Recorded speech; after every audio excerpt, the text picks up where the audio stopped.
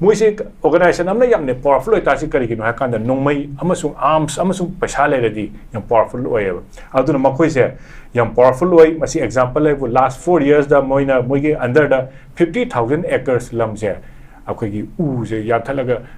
poppy plantation thai aduga moigi budget ta 60,000 and above 60,000 crore and above moi transaction tawi that means yam tina powerful oy aduga masi kam tina powerful oy ge na paisa gi oire khulai da so mu Manipur ki hadak moina Iran me 3 dagi chura champudi horokuma tamda kone yengse khulai se lakpa chura champudi ga hore aduga madugi numai kapak pada rocket launcher kapak tana chief minister gi amgi yumda moirang da lekhi da bagi ke toka da madugi handaya da na khoi saida numai lakpa khop ki lekan da aya mana numai lising taruk ki manung da lising aya mana hale khabna ya hidre khabna thi ba khangdri hane almost loire ba ngang na da su yam phai hai ari mamang da su mas kai ngo tawri aduga machines da operate toriba nomai sing se sidagi hena sathiba powerful oiba machine su yam ba se moi marta lay aduna nomai le ba paisa le ba aru tadi yam thena dangerous oi masigi sine hurdle hai se masigi hurdle se lokthok pa se karana lokthok ni ha kan nga se constitutional process le me am do makoina lokthok ka da bani wai sadai me am do lokthok ka da bani makoina tawdra kan da students me am adagi nupi me am satra adagi naharo me am tholapani aduna yari ba makoi constitutional body pai bi me am na thabak to biu aduna tari praja me am matha sa adugo manipur ga manaba example suppose south america da le ba kangu sing city suppose mayan kangu me am adigi bolivia chile da le ba argentina da le ba se hanegi suppose akoi new zealand da le ba sing se hanegi indigenous kangu me am se europe te laga suppose england na lorum ba dikhra phai ba ko india se spain kangu na lorum ba sidi mi se suppose india da su portuguese ka spain ga na khale ba suppose goa gumba pondicherry gumba da religion lo oli se adu british na lorum ba de akoi unfortunately religion di olam de ba adu south america aside da pungchai ne ba aduna asagi indigenous population me am se gi ethnic classes han lai ba kangu duga achouba classes am lai adu masigi me am se phajana loina resolve tawi machine kano tawi aduga masi sa achouba factor abadi oi kari na ka da number sina yam baru oi ba sa me am thano se number se kari umba ga sagi irang to ba kangu sigi population je am yam adigi magi unnatural growth le ba adu itadi always problematic ne ba aduna maduna akoina ga sa akoi thanda chei se akoina madugi me am akoina khangau da bra kari gi ta hudri bano hai ba se masi akoina loimak ta taina ba su yaroi akoi isa gi on leader me am se makoi da su taina ba matam oire makoina matam da lahu da ba du su adum asoiba mani adu tungi de kap thokrasi hojik kari to ba ya gi ne yankan da ngasagi atop lab da to ki ba resolution to me am to madom da work to ba yani hani thamja taseng na haira kanda akoi gi irang se resolve to ge haira gadi hoi yam na chaw ba praja singi manipur gi praja singi maroi na chongba thodang do leire nu center khatang dana tawba yaroi da bagi wafam du su thambi loina na koi gi even shu la ki ba khot ki ba kai kai state gi anthropology gi perspective te gi yenga kana tham ki ba aduga form am nu su lei loina maru di akoi gi makok maru oi di ba akoi gi lengak mapu sing hai tare pali ba sing sina haurakpadagi hauna even popi thabagi oiro maduda karam haina haurakhi aduda makoi involve tawba tawdaba adai kari dawbagi masi hanki habna chingwa punishable di makoi bo hengadam ne form jojana mayek sengna thambiri igam nungai je ja aduga ai mathangsi oja Satyajit lakchege oja kamai yengba huziki oja gi smot phongdok pidi aduga akhoi sat kanogi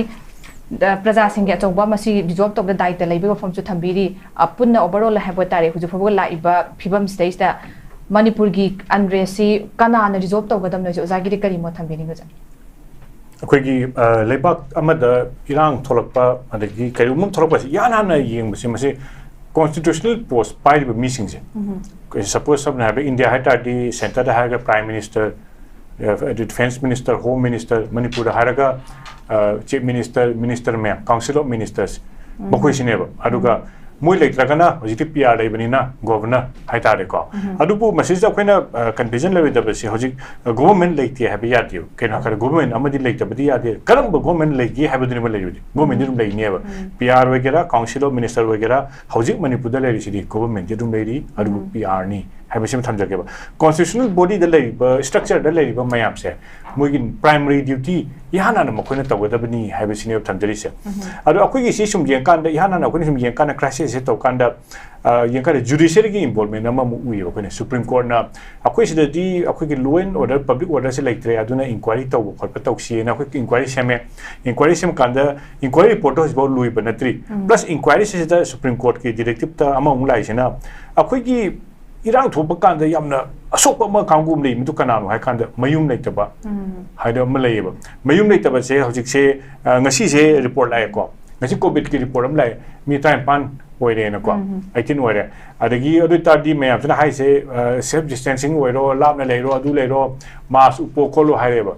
hojik hai ba internally displaced person do ka amada moi se akhoi gi picture people ka da mi kontra lei hai madura kamai self distance to do no madu gi human crisis am leiro masi se yang sanna ba relief ke sem ba se masi Supreme Court madu ni akhoi gi structure hai ji kada gumna order to ga to ba se Supreme Court ki committee la ga yang san biram da khot pre to ba do masina ama ore mathang da akhoi gi do sina masagi politician man ma to kan da power pai ba duna yan han mai responsibility ni thabak to ba da power pai ba do kadu power pai ba duna wangang to suppose hoji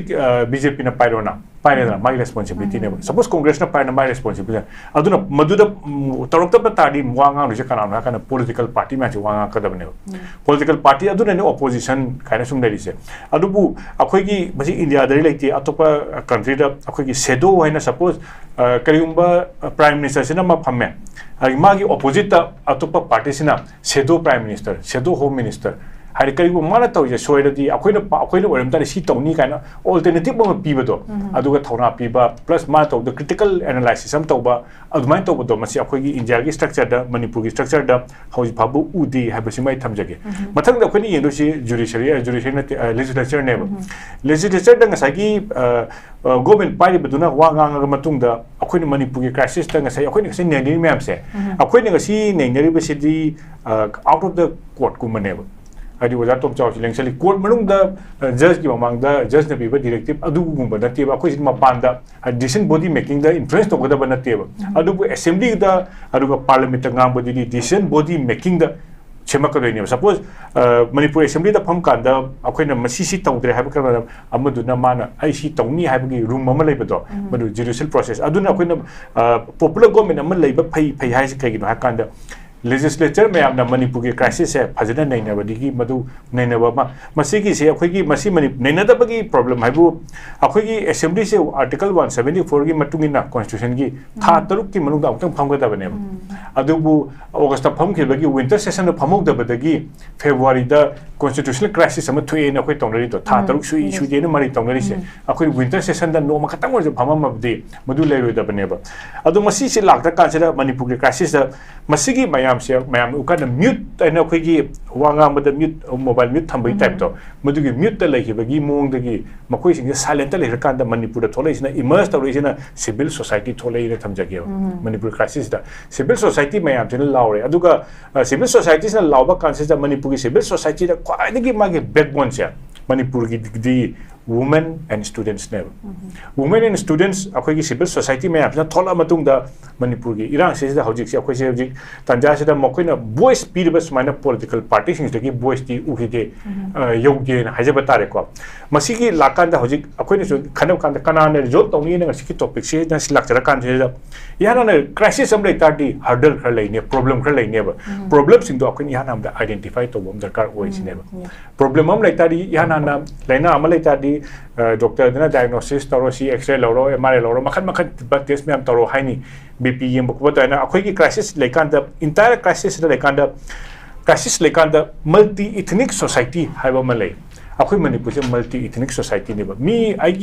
aina ngang ba sina atopa community de sok pa ya da na bagi mong na ngang ba ya de responsibility am lei plus akhoi di multi religious su oi ai di religion che Manipur da India da labor religion prithvi da labor religion che Manipur da loina lei aduna akhoi na ngang ba tawri ba se multi ethnic multi religious to kan da mayam si marak chidagi karan tabam jawra ga atopa community se sok pa ya de hai ba sine thamjage ba akhoi hoji Manipur da hurdle line hai se kai no ha kan da hoji powder hurdle su man ba akhoi ni sum yeng ba se suspension of operation da labor duga about 40 militant organizations ku ki se laiba abo masi manu da kun manga di suspension of operation da laiba another 15 amana sign tau de sign tau da ba sing se insignificant mo sing se yamna name na lai aduga yam tina powerful ori se di hoji ke haiba kun manga si umbrella group ani gi umbrella makhada form torga lebo organization ni aduga makhoi gi se akoina sum yeng kanda moigna agreement soi to kanda akoina sori ba hurdle lane soi be sida akoina moise akoina control to ba ngasi akoi gi BJP gi akoi gi moi marak gi voice ama lamjatang hawkip na man voice am to lei se makhoi sum tholak pasina hanagi akoi gi multi ethnic society pulap le minna bagi wakalo nataba mapan gi nusit man ba ma wangange man hari se hari thado khangde adigi hanale mi ba paite adigi maitai pangal makhal adagi ukhul le ba tangkul mau pumai masigi mayam sigi manadaba mangange hari se masigi wakalon chen ba ai thanda laini haba wakadam lakta di madu hurdle ne makhoi hari kai yodo manipuri multi ethnic ne ba hojike hurdle se kanan wai gi had a suspension of operation na oi aduga makhoi gi sida kanana back tawge ne ye kanda makhoi je moise organization amna yamne powerful oi ta si kari gino ha kanda nongmai amasung arms amasung paisa le redi yam powerful oi aduna makhoi se yam powerful oi masi example like last 4 years da moina moige under da 50,000 acres lam se akhoi gi u je ya thalaga poppy plantation thai aduga moigi budget ta 60,000 and above 60,000 crore and above moi transaction tawi that means yam china powerful oi aduga masi kam china powerful oi ge na paisa gi oi re khulai da su mu manipur gi handak moina irang me 3 dagi chura champudi horokuma tam da kone yeng se khulai se lakpa chura champudi ga hore aduga madugi numai kapak pada rocket launcher kapak tana chief minister gi amgi yumda moirang da lekhi da bagi ke toka da madugi handaya da na phegi saida numai lakpa khop ki lekan da aya mana numai lising taruk ki manung da lising aya mana hale khabna ya hidre khabna thi ba khangdri hane almost loire ba ngang na da su yam pai hai arigi mamang da su mas kai ngo tawri aduga machines da operate tawriba numai sing se sidagi hena sathiba powerful oiba machine su yam ba se moigi marakta layo aduna numai le ba paisa le ba aru tadi yam thena dangerous oi masigi sini hurdle hai se masigi hurdle se lothok pa se karana lothok ka ni ha kana ngasai constitutional process le me am do makoina lothok ka da bani wai sadri me am do lothok ka da bani makoina tawdra kanda students me am adagi nupi me am satra adagi naharo me am tholapani aduna yari ba makoi constitutional body pai bi me am na thabak to biu aduna tari praja me am matha sa e na tamde okay sir akoi gi intervention of center gi intervention haiba tare akoi gi thoi ba manipur thoi ba irang seida magi achoba daite sidi anumak adum lai adu akoi gi state ki site ki state ki lengang tagi so ason ba center sigi adum yaka yenga leibagi yam chawna ho ba lupol ama leibe wafam du sudum leire seng ba maroi ba ahan ba daite di haiba tare makoi gi daite si yam namak chawi adu ngam drabandana hojik thoi ba irang si maktana hai tare center gi intervention se masi yam pen da bagi hena changhani be wafam du mayam dage dum la aga leibne duna leinari ba irang thoi ba ni seida akoi gi reconciliation torok na be potu masi ensure taw bada center gi achoba daite du leiba maram na akoi gi center dagi su phongdok pasu leiri da masi wari sana bagi tangkaksin ba khot pe su leiri maroina amuka hanna masi lakna be khongthang si aroi bada after all lak matam dani wari sana bagi sin be pose dum lai mamang su amuk hauraga amuk tok pa mafam mai pa ka pak ta batun that's another thing an tham khra kanda sige dum center na pakhat pe pose lai adara masi da koina changsin bangam da ba mayam sina hekta handak ti kari guma ma la adra tangkak ama khangna tawradra haira kanda hekta koina fail obe pot tawna ubagi mawong lai be se oja se te lak chege aja swai gi matang se ni center gi akoi gi phirep se ta seng na makhai ba tare masi leitraba jala masi loisina bagi phirep am hai tare chap chaba center gi phirep ma leitaba jala natraga akoi gi maroin huji khai ki ba amana de dum control to bagi oja Santi Kumar su ji panbi gi hai tare asing bakuda moina ga su da leiba organization gum su yamna maru ora koi pot na makhang na kan ma de dum pukhalak pai tare moi gi opinion si yamna dakar ora concern ora adu kamai tham bining sai matang ge subla khoi gi irang ama leiba se manipur sina han banate mi khanaba manipur na han banate adagi mapandagi mi laga lamdudagi mi lam lauraga katokran to so han banate entire human history mi bana hek lerak padagi masi sigi wari sina wai chai ba ngak tani adubu kamani lotion ki ke habesidi akoina hapilang phakala yengbada adum loina tap tai adubu kamani lotion ki ge hana history map se sum yekanda madura strong leadership am diloi uki yam strong leadership hai kamane to ge hakan da sai som thambi ki no will power nga ki sum dosagi lakpa dosagi sum hangbana ta will power am da kar oi to ge hai ba ma example hai kan da khoi gi africa da white ka black ka kana to matam da Nelson Mandela na to kan da mana kamane recover to ri nation du kamane yam kan khana poni chang ba yana ba ponate ari black to ising da chang ba ya da ba leikan da madura masida kamaina to ge hakan da government nam to base reconciliation namani takar lay kamaina pusila kadagi haiba ma reconciliation por kan justice am su takar oye justice is the maduda pol ani sui amana May 3 2003 gi mamang da leramba situation ga matung da lerpa ani se koina top top yeng ka tabane ba aduna sumaina tawkanda akhoi yeng kanda masi akhoi yam khatta kanda masi se akhoi south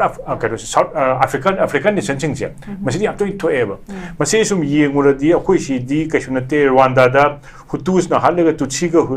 hutus ka halido lak nipan ne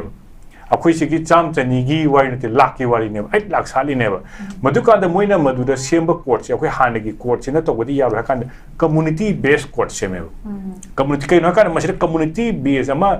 structure ama gi conflict ama lak pani na madu aware oiba madu ma judge khalaga community based court se maga irang se lo shali plus madu da mamang da hana plan tor makam gudo justice PA hari suppose example ha da Manipur May 3 2023 plan toramba irang to hon makam gudo moi justice PA ba aduga maduda defend toramba suppose aina oja ba ni se aina oja da sum tamoda sum khut thare tamo se ngak pata bani aro tam asigi sina tonga bani sri defense ni aduna irang manungi sina atopa hojigi structure amana yengaga justice PA se masi community based keno se masi darkar oi sineba adagi akhoi mayamna yeng basina European kanodagi sum yengadi European dadi han leramba kangu ngakane batarise Ireland da tawro adigi Macedonia da Bosnia da tawrise han leramba communities mayam do khanar padagi ethnic classes tholok ngakane ba haiba kanosing se loinmak agreement tawi datan agreement yam phawi se moise suppose akhoi yekanda resolve to base ngamakta kanda last resort che combine to kanda mi khradi khut thada badi suya yar we hari irang sum thon bado aduna Punjab ki crisis yen kanda Indira Gandhi na upai lekta dana golden temple attack to riduni adugi ultimate even ma masamaksu assassinate to ki adum political decision lo ngamba mi ama politician ama leadership to hadi akhoi mayam na logo decision sidi kasu takar oide adubu so credo the phambi mi duna maduma decision lo ngamba maduma decision lo bodu takar oi sine akhoi thamjari se adiga suppose akhoi na siga hapet mana akhoi yang kan suppose Indonesia adagi Philippines se lastly Christian country ni adu moida Muslim area khara moida khara akhoi se khara kano pibiu kana piba se masis da moina kamana resolve to ge yam thina klai to kana moina hanan pibu kan de moida development ama piyo moida aduga plus moida autonomy se pura autonomy complete autonomy ne nate ko masagi religion magi culture ngak chana ba suppose akhoi Manipur da irang hori bakangbu moina tenum piu hai mata da makoina muigi autonomy piba yai cultural muigi culture dugi regi muigi religious kumba aduga muigi municipal bodies autonomous bodies sing se strengthen torga empower to haidi strengthen to moina power pige autonomous bodies sing election to je kai base masi phajana piraga madur kamaina tawada ke habase ngasagi political will do decision pi mi duna decision dor kan tor kada bane ba masi ga sai somna ham kan da masi gi keno me amse kya ude sine boy thamjari se aduga Manipur ga manaba example suppose South America da lebe kangu sing se suppose mayan kangu mayam adigi Bolivia Chile da leba Argentina da leba se hanagi suppose akhoi New Zealand da leba sing se hanagi indigenous kangu mayam se Europe te laga suppose England na lorum di khra phai ko India se Spain kangu na lorum ba se di mi se suppose India da su Portuguese ka Spain na khalera ba suppose Goa gumba Pondicherry gumba da religion lo oli se adu British na lorum ba de akhoi unfortunately religion di olam de adu South America aside di pungchai ne ba aduna asagi indigenous population mayam se gi ethnic classes han lai ba kangu duga achauba classes amle adu masigi mayam se phajana loina resolve tawi masing kano tawi aduga masi sa achauba factor abadi oi kari na ka number sina yam baru oi ba sa mayam thano se number se kari umba ngasagi irang tawi ba kangu sigi population je am yama adigi magi unnatural growth le ba adu itadi always problematic ne ba aduna maduna akhoi ne sa akhoi thanda chei se akhoi ne madugi mayam akhoi khangau da bra kari ta hudri bano haibase masi akhoi na loimak ta taina ba su yaroi akhoi isa gi on leader mayam se makhoi da su taina ba matam oire makhoi na matam da lahu da ba du su adu asoiba mani adu tungi de kak thokrasi hojik kari to ba yagi ne yakan da ngasagi atopa lab da to ki ba resolution to mayam to madom da work to ba yani hane thamjaki okay za yam phajan thambi akhoi gi atopa gi phaja example su pi de adu ga yam na strong character chen ba du ma tawba ngamba leadership hai batare yamna chet pa Sineba, I just. okay za Thank you. yam nungai je thank you so much aguduga hujik si why center is taking the side of cookie ke side hujik ma lawrib se kai gino mai mi chang changi habe po nang ko koin haraga lai se kai no ma se ko ne ozan thambi anthropology gi sidagi yamna sigi maru myam lai di horak pham se ko ne su khangpham thoe be pot to lai re but still akoi gi after to akoi gi hujik lai diba irang sida close to 2 years of violence hai tare chahi ni hinjala be sai uja hete jitam lak tige uja sigi violence da huji akoi thoi be irang sida PR thamjile PR thamakan da state ki affairs si huji irang thoi ba awa ba nangi be state si ki affairs si magi direct in charge se akoi gi adagi center na pula paira ga leire masi da pairi ngai sida akoi gi tongan ba multi ethnicity me amna tamina ba ngai sai uja sim sumya pukhat pi gi bedo sigi marak te yana to ba thoi ba conflict sigi masi quell tong na ba hai tare masi sidai da kari gumba watem na ba na ta kai ma purak na be da makta khudong cha ba du lau na ba adugi masi gi pot to tong na ba gi tanja si huji makhoi gi makhutta leirabani hai tare sai matang da kamain thambini ga अखोई की करीगुमा लेरबदी justice हाइसे लेक्टिखैदी justice हाइसे लेक्टिखैदी लेबाक इरांग थोकनी हेसु थमजगे example ओइना ngaranggi लेकान पोपगी incident तु येंगसेब हौजिक हारिबा लमदु पतादु कनाइ Ming आइना हाइफेट ngasai sum yengbada पतादु सलाम साना जावबा हाइबंगी Ming लेबनी हाइबा लमसे हानदगी अदुम लो उरगा लेबा लमनी अदुम लै लेकान पोपीदा अदागी मयामना लेबा मफमनी अदुगो मीना लो उबा फार्मिंग एक्टिविटीज तौबा आइगी चानबा चही अमा अदुगो प्लस आइना फार्म तौरिबसिसु आइना तौरिबसि इथा इथंदा चागे हाइबनते लेबाक्सिगी प्रजा मयाम चानबनी मदु तौबा एक्टिविटीज ता मदुदा मोइदा कापैबा मयामदु इंगांगान उइ महमदा चप्पा मयाम इंगांगान उइ नमै पाइबसु उइ नमै दुबुदी कैनो हन कापक्त्रेको अदुबु कापकी सुनु ngami अदुबु इंगांगान उबु मफमदुदा फौदा चंगागा फाबा ngamdabase Manipur Prajana Pindi and a question tower. I don't care Madura justice, they had the Madrid labor, the Mafam Drida Chalaga, Kari Padribno, Kari Luen or the enforced out tribunal, Aduga. Farming token, I need low jaggy habitu, Mafam Duda labor personal may have the hand informed to never. I should tell you, Coina. Mission Puda, Sigim among them, Mafam Mamada, low one kitty, Kanaka hand permission low diana. Hojikti prior permission. DC degi kaki degi security clearance changa kan changma ngak tane ba security clearance changa phogda adu tora di phibam chadre lale takpani madunda dini justice hain uli se haibase aduna government amale tadi justice haibase phibam thoi pi da bedagi ni aduga pi da basis da kana gum kangu khada justice se sumpi pi draba haibadi mana lana tora su thabak se kaim da pakhalak traba adu tadi makhoi sing se da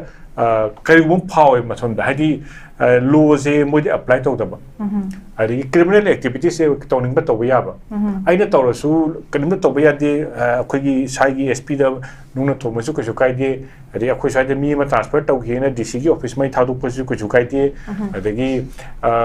kanoda akhoi gi kena irang ha tholu kan akhoi gi record me ab len record maru na len record si attack to bani method ki irang ho bo se chu ya na kan to bo se record ki kai mai thabo office ni ana na hawe forest ki kai record kumba ha ba jane always attack to bani so ana sum to bo se tak padi makoi da kai ma immunity untouchable akhoi India holy cow kind haibado sona da lambi da sum khamle su ngai leiba sanjini line in haibado madu concept sum leiba sina irang se loi da bani aduna makoina justice peter kedi sungoi oiroi mi se di karibal lale angang mi se punish tau da di monda kan aduna akoina just in suppose kan to kan da even death sentence bi bese si sumaram leiba haidi amana crime duma control tore aruga ma deterrent factor amasune ba haidi atopada prajaman message am piri neba nena si torpadagi sigi se tawi beniko haida mayam da amona tawdana ba nupi nga da crime tawba adagi pot huran ba adunga amona torktana ba message am piri neba madugi message phangdabadagi mkhoi hanjan jan tawbani example haibu suspension of operation da moida ai sidagi thangdokke haibai darka sunga litre ba hoji moida dum close down tor da bani kaina kana manipur government di manipur assembly na decision lokre abrogate tawre tripartite agreement ni akoi mari lemin da akoi mari manungda amana to khradin yadre collapse tawre bani madugi preamble ya phajna hari bani peaceful manipur ana sembani plus makoida territorial integrity of manipur gi matang da kayuma haira badi oidrabani aduna madugi against nganga abdina moise moi batak da thaba dum tokot pe yare justice biu tamjak okay ja yam phajan